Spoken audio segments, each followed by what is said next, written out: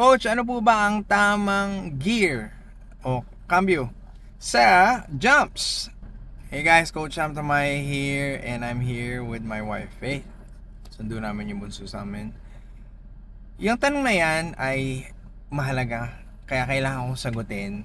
So tandaan po natin, the higher yung gear natin, ibig sabihin ng higher nga pala, diba? Primera, segunda, tercera, higher. Lower gear, primera. Sa off-road po, sa motocross, we hardly use yung primera nga pala. We go quick to second gear kahit sa starts.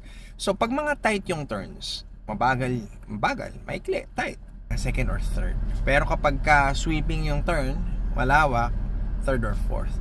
Sa mga jumps, syempre kung ang turn, corner, second or third, galing dyan, sa jumps, rule of thumb, papasok ka ng corner, baba ka ng cambio, exit ka ng corner, taas ka ng cambio. So depende yan, okay? And ito lang ang advice ko.